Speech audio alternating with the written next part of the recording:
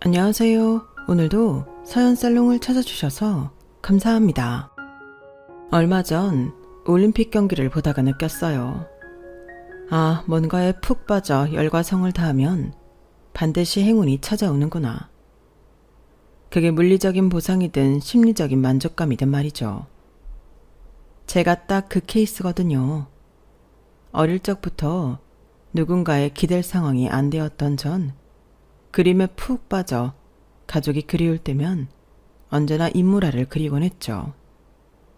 어느 순간부턴 단순히 취미생활을 넘어서 진짜 무아지경에 빠져 하루 종일 그림을 그릴 때도 있었던 것 같아요.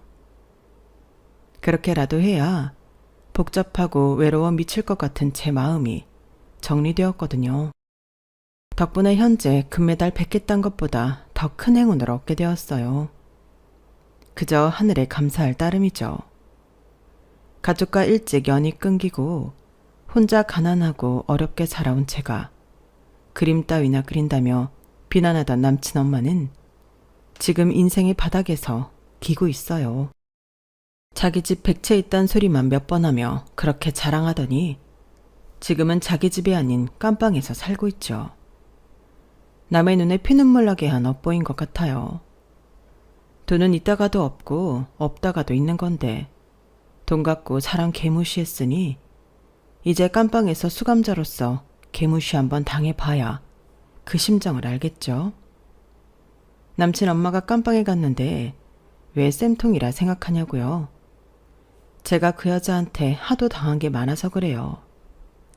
자기 아들하고 만나는 게 그리도 싫었으면 그냥 말 한마디만 하면 알아서 헤어져 줬을 텐데 왜 그렇게 욕지거리를 하며 깽판을 부렸는지, 남의 맘을 왜 그리도 모질게 후벼 팠는지 정말 악독한 여자였죠.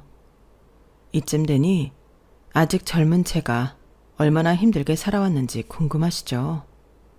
제 삶을 사연살롱 여러분께 쫙 펼쳐 보일게요. 기나긴 고난 끝에 얻은 커다란 행운의 기운을 사연살롱 구독자분들께서도 좀 받아가셨으면 좋겠어요. 물론 거기까지 가기 위해 전 엄청나게 힘든 눈물의 세월을 보냈지만요. 지금부터 이야기를 시작해 볼게요. 왜 예전엔 불우이웃이라는 단어를 참 많이 썼잖아요. 그 불우하다는 이웃이 바로 저희 가정을 일컫는 말 같아요. 전 망나니 아빠 때문에 가족끼리 따뜻한 밥상을 함께한 기억이 단 한 번도 없었죠. 그놈의 술이 뭔지, 지금도 술골 애들 보면 왜 자기 명을 스스로 단축하지 못해서 안달인지 이해할 수 없어요. 한 치 앞을 못 보는 사람들인 것 같아요. 우리 아빠가 딱 그 케이스였어요. 알코올 중독자였던 아빠는 술을 마시면 엄청나게 폭력적으로 변했어요. 1년 365일 중 한 360일 정도는 술을 먹고 깽판을 부렸던 것 같아요. 차라리 밖에서 깽판을 부렸다면 경찰이 잡아가기라도 할 텐데 꼭 집에 와서 엄마를 때리고 욕하고 집안 집기 다 부수며 술주정을 부렸죠. 다만 딸인 저에게는 그래도 행패를 부리진 않았던 것 같아요. 술에서 깨면 외동딸인 제게 잘해주기도 했고요. 어쨌든 아빠는 제 기억 속에 진짜 못난 사람으로 각인돼 있었죠.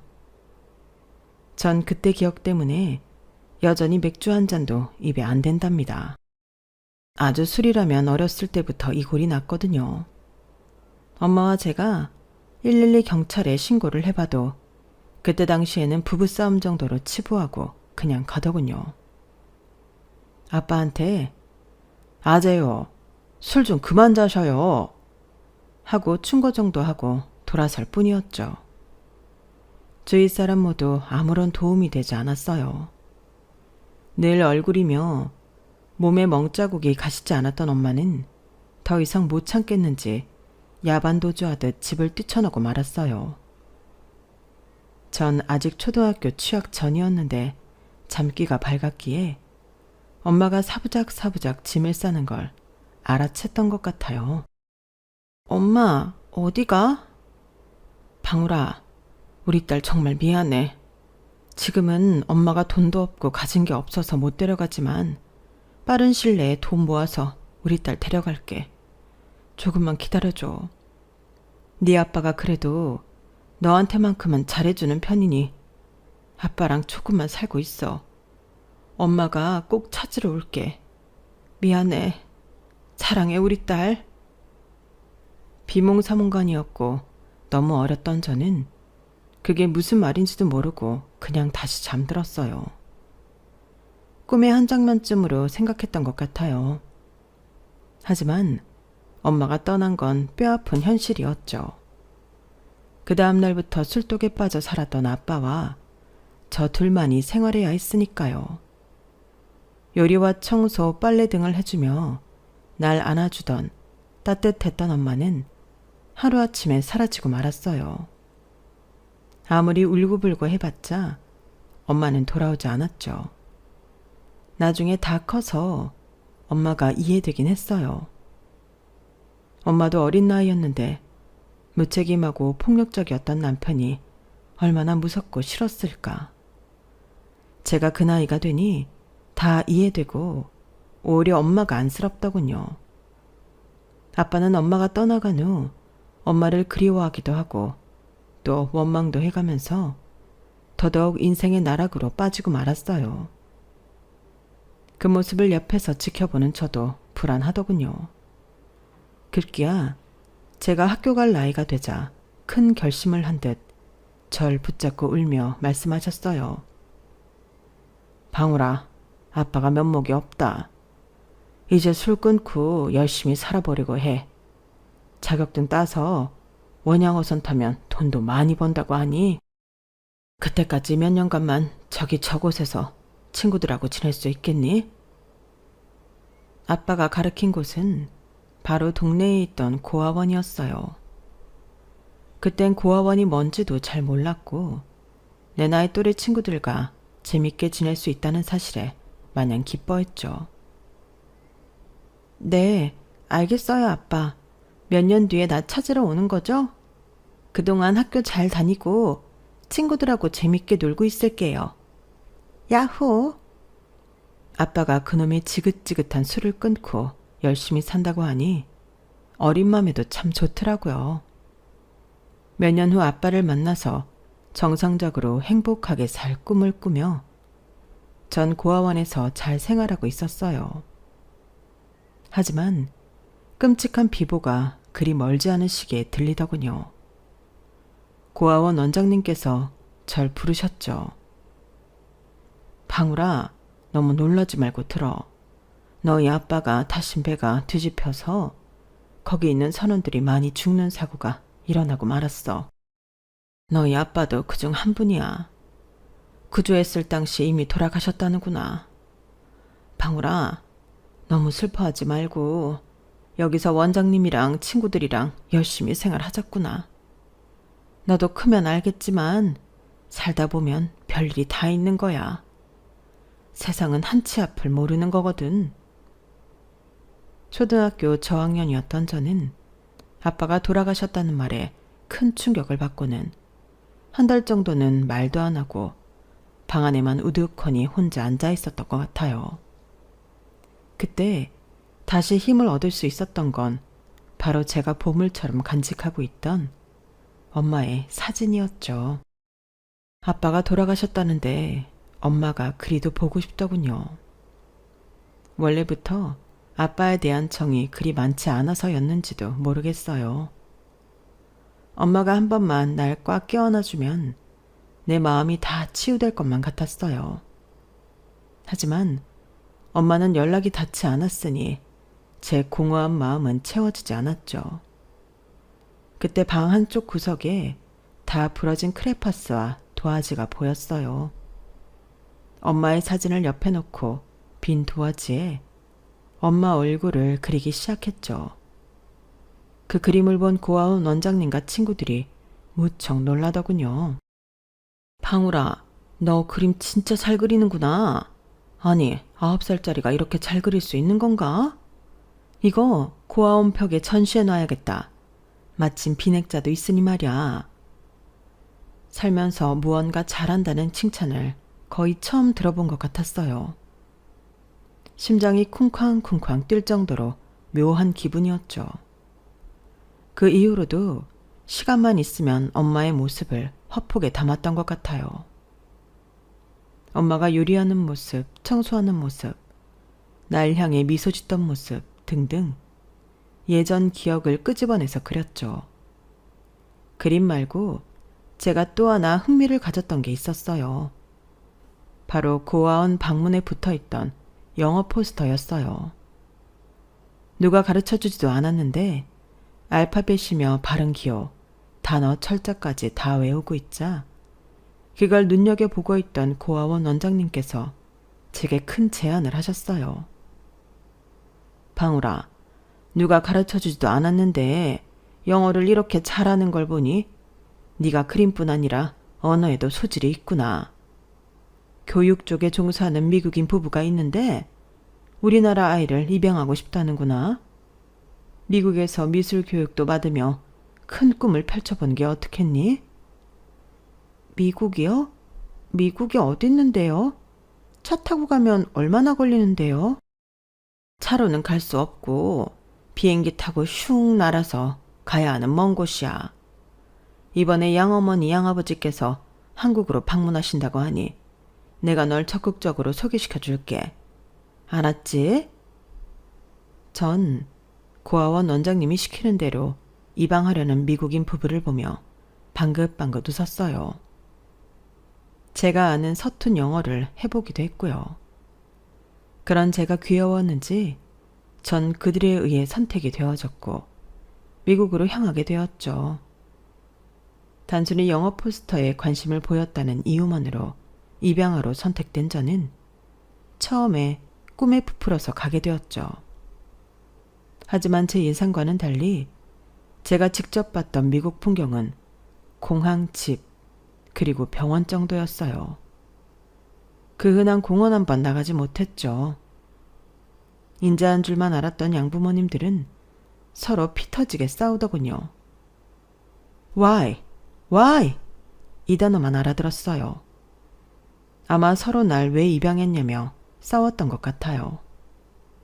그도 그럴 것이 제가 미국으로 건너가 병원에서 건강검진을 받아봤더니 심장에 조그만 구멍이 있다고 나왔대요. 그 사실도 나중에 한국에 돌아와서 알았죠. 어쨌든 그 조그만 구멍으로 인해 전 바로 파양되어서 다시 한국행 비행기에 몸을 실어야 했어요. 그렇게 저의 아메리칸 드림은 허무하게 끝나고 말았죠. 근데 지금 생각해보면 천만 다행인 것 같아요. 미국에서 계속 눌러 앉았다면 한국에서의 모든 인연이 끊어져 버렸을 테니까요. 그렇게 머쓱하게 다시 한국으로 돌아와 일상생활을 시작했죠. 다시금 평온해진 것 같아서 오히려 좋더군요. 하지만 그 평온은 그리 오래가지 않았어요. 고아원에서 밤중에 자고 있는데 갑자기 도깨비 불처럼 번쩍하더니 순식간에 고아원 건물이 타오르기 시작했어요. 원장님의 다급한 목소리가 들렸죠. 얼른 나와라 얘들아. 얼른 마당으로 나가도록 해. 아직 자는 애들 있으면 다 깨워서 뛰쳐나가라. 저도 얼떨결에 마당으로 나가려다 다시 제 짐이 있는 사물함으로 갔어요. 방울아, 지금 뭐 하는 거야? 얼른 나오지 않고 거길 왜 다시 기어들어가? 원장님, 저 엄마 사진을 놓고 왔어요. 지금 안 갖고 나오면 불타버리잖아요. 안 돼요, 그건. 저도 다급하게 소리치며 다시금 불타는 방에 들어가 엄마 사진을 갖고 뛰쳐나왔어요.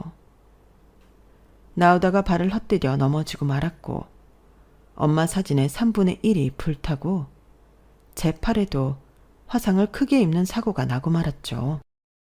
다행히 다시금 뛰쳐나와 목숨은 건졌지만 원장님과 소방관 아저씨들로부터 크게 혼나고 말았죠. 하지만 엄마 사진을 지켰다는 사실이 제겐 더 중요했어요. 세상에 어딘가 존재하고 있을 우리 엄마와의 끈을 절대 놓치고 싶지 않았거든요. 그렇게 우리가 살던 터전인 고아원이 다 불타버리고 원장님의 주도하에 우리들은 다른 지역의 고아원으로 뿔뿔이 흩어지고 말았어요. 마치 가족들과 헤어지는 것 같아서 우리 원생들은 다 목 놓아 울었죠. 전 서울의 한 고아원으로 옮겨지게 되었어요. 새로운 시설이 낯설어 멀뚱멀뚱 거리고 있는데 저보다 좀 커 보이는 남자아이가 제게 말을 걸더군요. 너 아직 초등학생이니? 난 중학생이니까 나한테 오빠라고 해. 내 이름은 이현준이야. 근데 네 이름은 김방울이라고? 와, 나 태어나서 너처럼 눈 큰 아이 처음 봐. 눈이 왕방울만 해서 이름도 방울인 거구나. 정말 예쁘다 너. 저보다 2살 많던 현준 오빠는 제게 호감을 보이며 첫날부터 참 잘해줬어요. 진짜 오누이처럼 서로 챙겨주며 잘 적응할 수 있었죠. 몇 년이 흐르고 현준 오빠가 독립해서 나가야 할 시점이 다가왔어요. 오빠는 다행히 고등학교를 졸업하기도 전에 대기업 생산직에 취직이 되었고 고졸치고는 꽤 높은 연봉을 받는다더군요. 오빠, 취직한 거 진짜 축하해. 우리 고아원 역사상 이렇게 취업 잘한 건 오빠가 처음이라던데? 역시 대단해. 고마워. 그래봤자 생산직인데 뭐.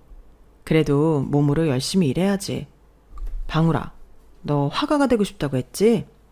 오빠가 돈 많이 모아서 네가 꼭 화가의 꿈 이룰 수 있게 도와줄 테니 열심히 실력 닦고 있어. 기다릴게. 뭘 기다린다는 거야? 그리고 오빠가 왜 날 위해서 돈을 모아? 오빠 몸도 약한데 3교대로 생산직 일하려면 얼마나 힘들겠어. 오빠를 위해서 돈 써. 먹는 것도 잘 챙겨 먹고 말이야. 너 성인 될 때까지 기다린다고 바보야. 난 방울이 너의 보호자가 되고 싶어. 오빠가 지켜줄 테니 넌 열심히 그림이라 그리란 말이야. 이 맹추야. 현준 오빠의 멘트에 심쿵하더군요. 누군가가 나의 보호자가 되어 날 지켜주고 싶다고 하니 심장이 쿵쾅쿵쾅 뛸 정도로 좋으면서도 안도감이 들었어요. 그렇게 저도 상고를 졸업하고 고졸의 학력으로 그림을 계속 그릴 수 있는 일자리를 찾았어요. 처음엔 안정적으로 돈 벌 수 있는 격리직이나 비서직에 지원하려 했지만 현준 오빠가 제가 좋아하는 그림 그리는 일을 찾아보라며 만류했죠. 전 큰 놀이동산에서 캐리커처나 정식 인물화를 그려주는 일자리가 있다기에 지원해 보았어요. 지금껏 제가 그려온 우리 엄마의 다채로운 그림들을 포트폴리오로 제출했어요. 단박에 채용되었죠.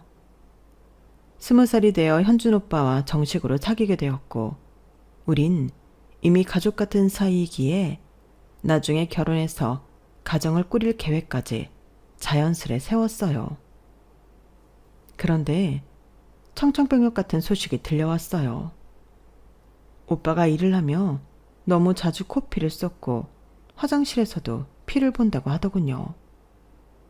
다이어트를 하지도 않았는데 몸무게가 급속도로 빠져 병원에 가서 종합검진을 받아보니 직장암 4기였던 거죠. 뭐? 직장암이 대체 어디에 생기는 병이야? 아직 20대 초반인 오빠가 왜 직장암 4기야? 앞으로 오빠 어떻게 되는 거야? 너무 무서워. 제가 오열하며 겁먹으니 오빠는 주치의에게 데려가 함께 설명을 듣게 했어요. 의사 선생님이 자세히 설명해 주시더군요. 하지만 사기여서 예후가 마냥 좋을 수만은 없다고 했어요. 오빠도 본인 걱정보다 절 안심시키기 바빴죠. 괜찮아 방울아. 난 젊고 그동안 운동도 꾸준히 해왔으니 이까지 남 이겨낼 거야.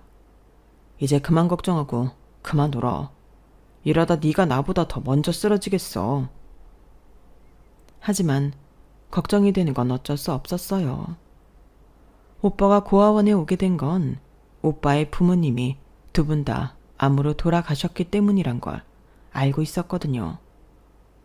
가족력이 있는 게 분명했죠. 제가 현준 오빠를 위해 할 수 있는 게 뭔가 고민했어요. 그러다 충동적으로 얘기했어요. 오빠, 나 오빠랑 혼인신고할 거야. 오빠가 내 보호자가 돼주고 싶다고 했잖아. 이젠 내가 오빠의 보호자가 되어줄게. 당장 혼인신고 하러 가자. 무슨 말도 안 되는 소리야. 난 지금 살 확률보다 죽을 확률이 더 높은 사람이야. 왜 나 같은 남자랑 혼인신고를 하려 해? 네 앞길 망치고 싶지 않아. 적지만 지금까지 벌어놓은 돈으로 간병이 있어서 입원도 하고 치료도 할 테니 넌 앞으로 네 앞길 가. 우리 헤어지자. 앞으로 나 신경 쓰지 말고 일이나 열심히 해, 바보야. 알았지? 항상 현명했던 현준 오빠의 말을 지금껏 내 부모 말처럼 따르고 살았는데 이번엔 그럴 수 없었어요. 바짓가랑이를 붙잡고 말했죠. 아픈 오빠를 두고 나 혼자 잘 먹고 잘 살라고? 절대 그럴 수 없어. 끝까지 오빠 곁을 지킬 거야. 내가 오빠의 보호자가 되어줄 거라고. 젊은 사람이기에 더 빨리 암에서 이겨낼 거라던 오빠의 말이 무색하게 젊기 때문에 암세포의 진행이 더 빠르다더군요. 타다만 나뭇가지 마냥 까맣게 변해버린 현준 오빠의 얼굴이 지금도 기억에 생생하네요. 저의 헌신적인 간병에도 불구하고 오빠는 1년 만에 저 세상으로 떠나게 되었어요. 내 가족이 죽은 것 마냥 가슴이 미어지게 아팠어요. 우리 아빠가 돌아가셨다는 소식을 들었을 때보다 100배는 더 슬프고 힘들었죠. 그동안 일도 그만두고 모은 돈을 오빠 치료하는 데 쏟아부었기에 전 다시 무일푼이 되었어요. 하지만 언제는 내가 돈이 있었나 하는 심정으로 다시 처음부터 시작하기로 했죠. 일하던 곳에 사정을 말씀드렸더니 너무 감사하게도 다시 채용을 해주셨어요. 제가 손님들한테도 친근하게 잘하고 그림도 잘 그려서 인기가 좋았거든요. 그걸 높이 사주신 거죠. 여느 날처럼 열심히 일하고 있는데 이번엔 어느 커플이 제게 캐리커처를 의뢰하더군요. 전 커플 중 특히 뾰루퉁한 표정의 여자 손님에게 립서비스를 열심히 날렸죠. 어머, 여성분 미모가 너무 아름다우시고 이목구비가 또렷하셔서 그림 그리기가 쉽네요. 근데 그 여자는 쌀쌀맞게 그지없더라고요. 아, 시끄럽고 그림이나 똑바로 그려요. 아까 잠깐 보니 내 입술을 두꺼비 입술 마냥 그려놨던데 제대로 그리라고요. 아님 사장한테 컴플레인 걸 거니깐. 화가 났지만 옆에서 그 여자의 남친이 오히려 대신 화를 내주더군요. 야, 너 화가 선생님한테 그게 무슨 말버릇이야, 예의 없게. 넌 천상천하 유아독존이냐? 너 말고 다 밑으로 보여. 맨날 다른 사람들 하대나 하고 지겨워. 그림 그리는 절 앞에 두고 커플끼리 싸우는 꼴이라니. 제3자인 전 조용히 지켜볼 수밖에 없었죠. 급기야 여자는 화가 나서 나가버리더군요.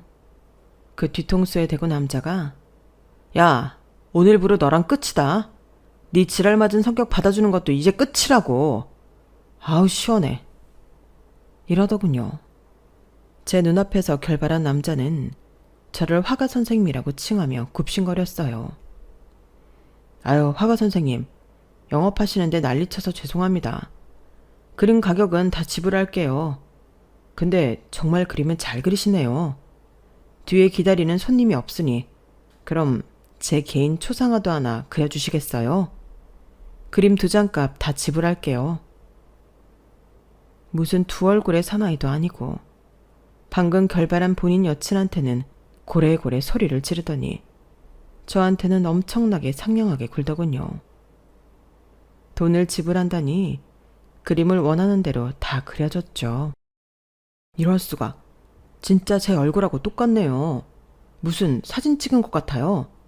저 혹시 선생님 전화번호 좀 알 수 있을까요? 저요? 제 전화번호는 왜요? 혹시 무슨 컴플레인이라도 하시려는 건가요? 아니요. 그냥 알고 싶어서요. 오늘 제가 여자친구랑 헤어지면서 너무 추태부려서 죄송해서요. 식사라도 대접하고 싶어서요. 내 남자친구가 암으로 죽은 지 얼마 되지도 않았는데 딴 남자랑 괜히 엮이고 싶지 않아서 전화번호 요청을 거절했어요. 그러니 그 남자는 정말 끈질기게 계속 찾아오더군요. 안녕하세요, 화가 선생님. 이건 제 어릴 적 사진인데 이걸 그림으로 그려주실 수 있을까요? 기념이 될 것 같아서요. 자기 어릴 적 사진, 자기 가족 사진, 별별 사진을 다 갖고 와서 그림으로 그려달라면서 비용을 지불하더군요. 10번째가 안 넘어가는 사람 없다더니 정말 한 10번쯤 찾아와서 10장의 그림을 받아가는 글을 보고 뭔가 측은한 마음도 들어서 전화번호를 알려주었죠. 그 이후로 우린 하루에 카톡과 전화 수통을 하며 급속도로 가까워졌어요. 약사인 그 남자의 이름은 김현준. 제 첫 번째 남친의 이름은 이현준이었으니 이름이 같았어요. 그래서 더욱 인연이라고 느꼈던 것 같아요. 저 혼자 혹시 암으로 떠난 현준 오빠가 하늘에서 내려준 인연이 아닐까? 라고 생각하기도 했었죠. 제가 살아온 과거를 모두 다 그에게 털어놓았고 그도 본인이 열심히 공부해서 약사 자격증을 따고 홀어머니가 어떻게 살아가시는지 등등 털어놓았죠. 남자 대 여자로 사귀게 되면서 그는 제가 놀이동산에서 캐리커처 그려주며 저의 재능을 썩히는 걸 좀 안타까워했어요. 방울아, 미술학원에서 아이들 가르치는 걸 해보면 어떨까? 잘은 모르지만 자기 실력 정도면 홍대 미대생들보다 훨씬 잘 그리는 것 같은데? 미술학원에서 강사 자리라도 얻으려면 대학교 학위가 있어야 하는데 난 고졸이니 받아주지 않을 거야. 어느 날인가 남친이 카톡으로 링크를 하나 보내더군요. 링크를 따라 들어가니 미술하는 청년들을 1년간 후원해주고 1년 후 전시회까지 열어주는 지원 사업이 있더군요. 방울아, 이거 학위 없어도 된대. 믿져야 본전이니까 포트폴리오 하나 넣어봐. 전 남친의 말대로 제가 그렸던 다양한 포트폴리오들로 지원을 해봤고 결과는 합격이었어요. 자기야, 정말 고마워. 나 1년씩이나 후원받으며 그림 그릴 수 있게 되었어. 1년 후에 전시회에 내 그림 걸고 정식 화가로 활동할 수 있대. 다 자기 덕분이야. 그렇게 오후까지 놀이동산 일을 하고 저녁부터 거의 새벽이 다 되도록 저의 주 전공인 인물화를 그렸어요. 금전적인 후원도 뒷받침되고 그림 그릴 장소까지 제공되니 더할 나위 없이 좋은 조건이었죠. 피곤한 줄도 모르고 그림에 푹 빠져 사는 나날이었어요. 물론 주말엔 남친과 맛집 찾아다니며 열심히 데이트도 했죠. 남친과 카톡과 전화통화도 여전히 많이 하면서 말이죠. 그런데 어느 날 남친이 전화를 해왔어요.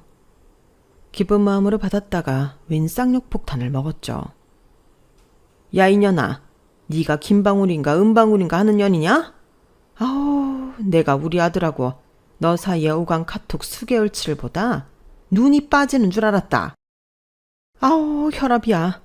카톡 내용 보아하니 너 고아원 출신에 고등학교 겨우 졸업하고 놀이동산에서 그림이나 그려주는 여자애라며. 너 내 아들이 무려 전문직 약사님이신데 그거 다 알고 접근한 거지? 내가 집에 무려 100채나 있다는 거 다 알고 먼저 선수 친 거 아니냐고. 내 인연, 너 술집 다니는 년 아냐? 남자한테 동정심 사서 꼬리 채운 수법이 장난이 아니던데. 보통 년이 아니야. 당장 우리 아들한테서 떨어지지 않으면 내가 이 세상에 발 못 붙이게 할 테니까 알아서 해. 알았냐? 재수없는 년. 일방적으로 쌍욕을 거하게 먹고 몸이 얼어붙어 버렸어요. 남친의 엄마는 욕지거리만 한 바가지 퍼붓고 전화를 끊어버리더군요. 억울하고 화가 났지만 손발이 발발 떨려서 다시 전화를 하진 않았어요. 몇 시간 후 남친에게서 다시 전화가 오더군요. 자기야, 잘 쉬고 있었어? 아휴, 난 어제 동창회에서 술을 잔뜩 먹고는 지금까지 뻗어 있었어. 잘 쉬다니? 전화 목록 한번 봐봐. 당신 엄마가 나한테 전화해서 생전 들어보지도 못한 쌍욕을 날렸어. 완전히 충격적이었다고. 자기 폰으로 우리 카톡 내용 다 본 모양이던데? 헉, 정말? 미안해 방울아. 술에 취해 자느라 아무것도 몰랐어. 우리 엄마가 그랬다면 정말 미안해. 미안할 거 없고 더 정들기 전에 우리 그만하자. 당신 엄마가 내가 자기한테서 떨어지지 않으면 날 죽일 듯 하던데? 내가 왜 그런 욕을 먹고 그런 말을 들으며 살아야 해? 내가 무슨 잘못을 했다고? 난 열심히 살아온 죄밖에 없어. 끊어! 남친의 끈질긴 구애 끝에 사귀게 되었지만 남친 엄마가 이 지경인 줄 알았다면 시작도 하지 않았을 거예요. 하지만 이번에도 남친은 몇 달간이나 끈질기게 제게 용서를 빌려군요. 심지어 제가 사는 집 문 앞에 드러눕더라고요. 나랑 다시 만나주지 않을 거면 그냥 날 밟아. 날 밟아 죽이라고. 됐어. 벌써 6개월이나 지났는데 여전히 쫓아다닐 거야? 나 말고 잘나고 예쁜 여자 많은데 대체 왜 나한테 집착하는 거야? 남친은 어린아이처럼 엉엉 울며 말했어요. 우리 딱 일주일만 같이 섬으로 도망치자. 약국에도 다 말해놨어. 그곳에서 같이 지내면서 대화를 좀 풀자고. 어? 당연히 거절했지만 남친이 그 밤에 동네가 떠나가도록 오열하는 통에 남친이 정해놓은 여행지로 여행을 떠나 대화로 잘 헤어지기로 마음먹고 떠났어요. 숙소에 도착해서 짐을 풀고 한숨 돌리고 있는데 똑똑 누군가 문을 두드리더군요. 문을 열어줬더니 웬 화장 진한 여자가 들어와서는 남친에게 앵기더군요. 오빠, 이 여자 누구야? 내가 오빠 미행까지 해야 해? 내 뱃속의 아기는 어쩔 거야? 이 아기와 날 책임져야 할 거 아냐? 여봐요. 나 현준 오빠랑 이미 결혼을 약속한 사이고 우리 둘 사이에 내도 있어요. 어떤 년인지 모르지만 얼른 떨어져 나가라고요. 당황한 남친이 말하더군요. 방울아, 얘는 우리 이모 딸이야. 내 사촌 동생이라고. 너 우리 엄마가 시켰어? 왜 여기서 이런 연기를 하고 지랄이야? 얼른 나가지 못해? 여자가 굴하지 않고 계속해서 앵기자 남친이 화가 나서는 그 여자의 뺨을 한번 짝 때리더군요. 그러고 나서야 그 여자가 이실직고 했어요. 왜 때리기까지 해 오빠?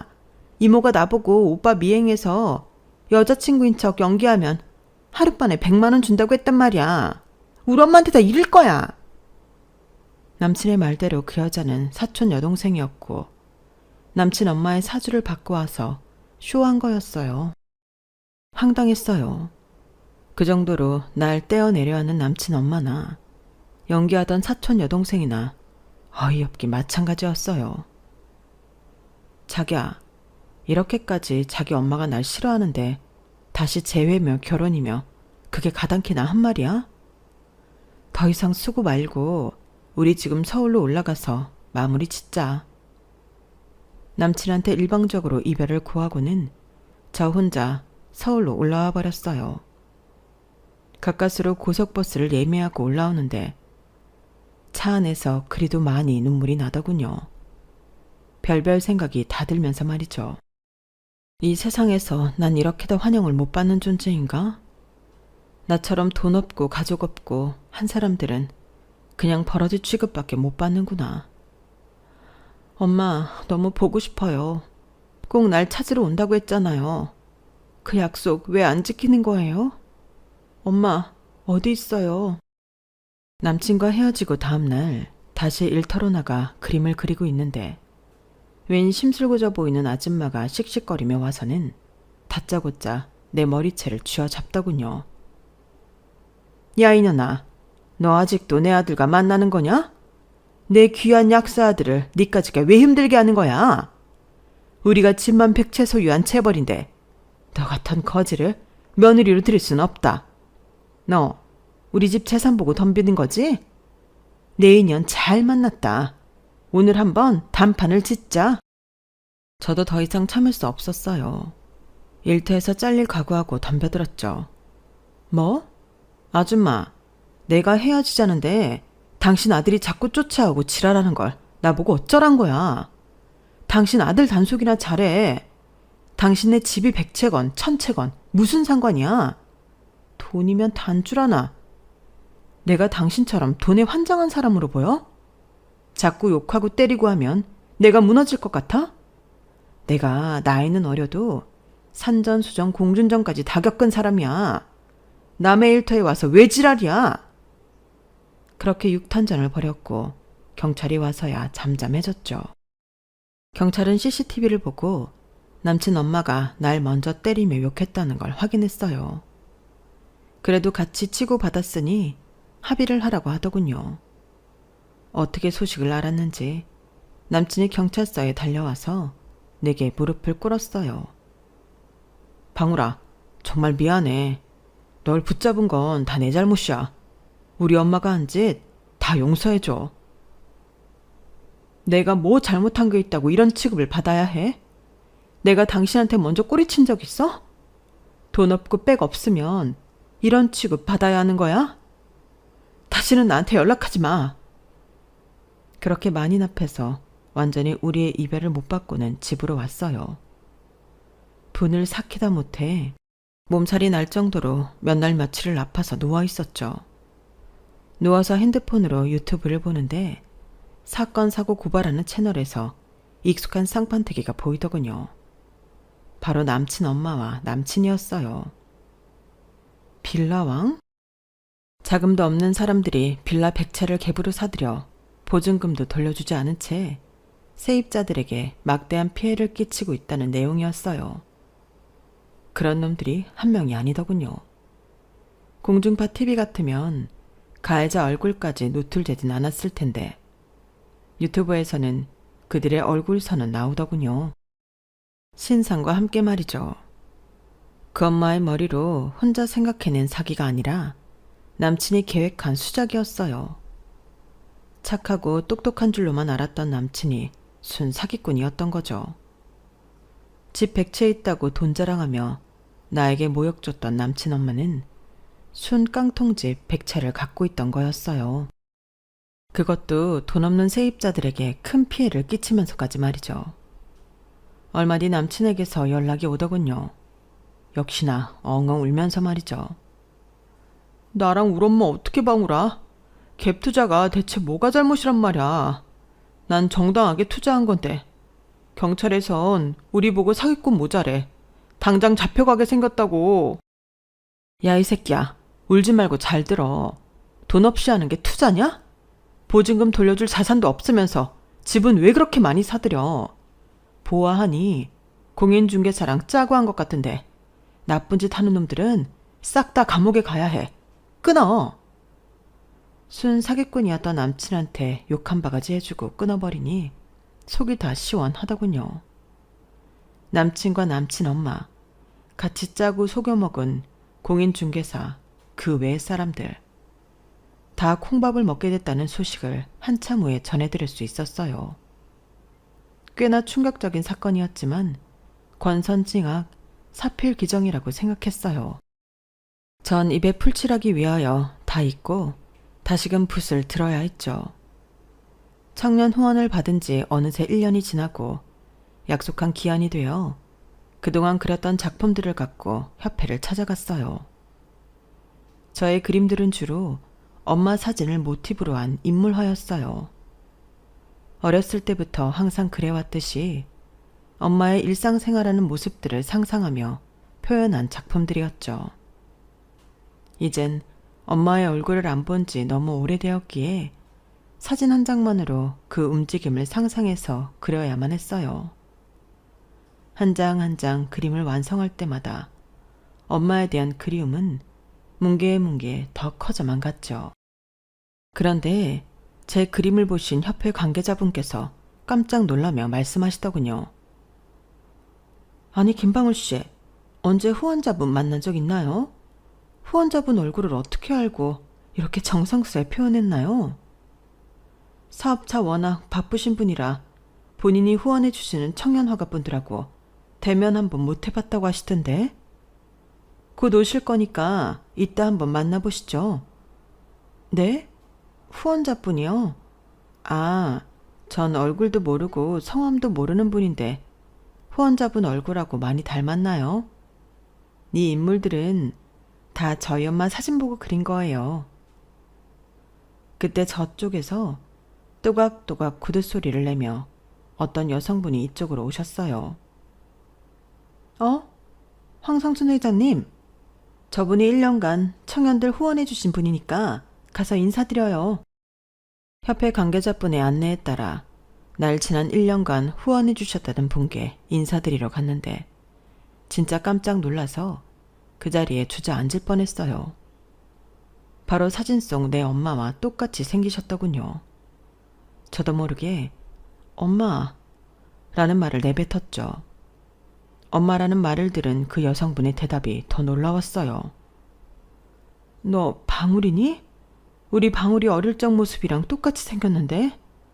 너 방울이 맞아? 내 딸 맞는 거야? 네, 엄마. 저 김방울 맞아요. 우리 엄마 맞는 거죠? 자, 엄마 사진 보세요. 내가 평생 품고 있던 거예요. 엄마. 전 엄마 사진을 꺼내 보여주었고 엄마는 날 꼭 껴안으며 펑펑 우셨어요. 우리 딸 어디에 있었니? 엄마가 너 고아원에 맡긴 것까진 알고 있었는데 그 후로 네가 미국으로 입양 갔고 심지어 고아원이 다 불타버려서 도저히 찾을 길이 없었지. 정말 미안해.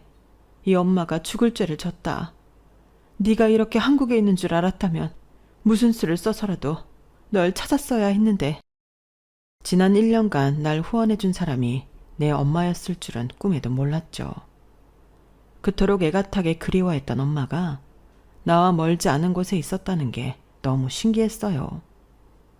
그렇게 우리 모녀는 하늘이 맺어준 끈을 통해 다시금 상봉하게 됐고 그날 밤 엄마의 집에 가서 밤을 새며 그동안 살아온 이야기를 나누었어요.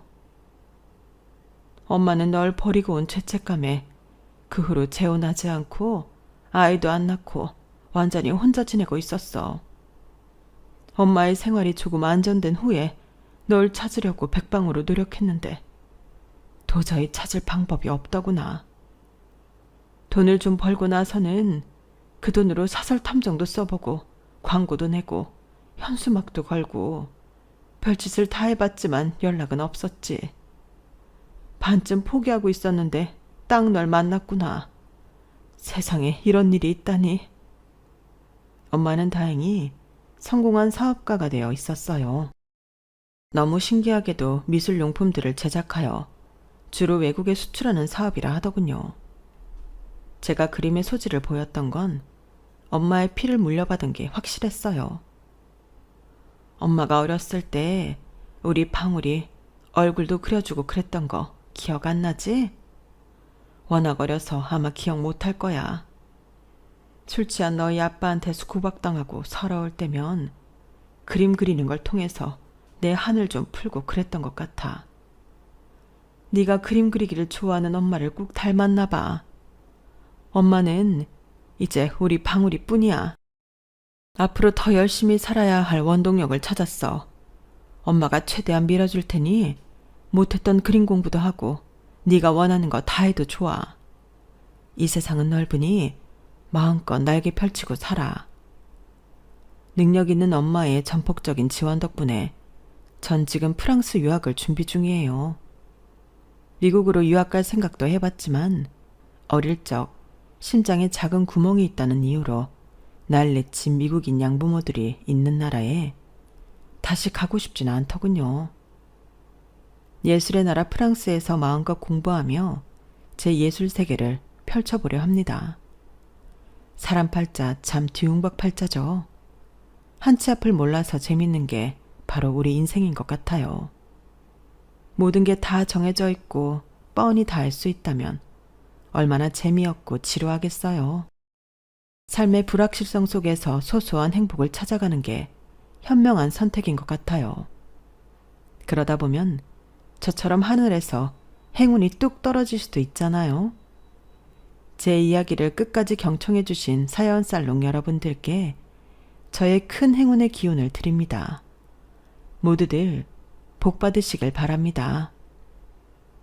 여러분, 사연 댓글에 응원과 현명한 조언 부탁드려요. 좋아요와 구독은 저에게 큰 힘이 됩니다. 오늘도 좋은 일 가득하세요.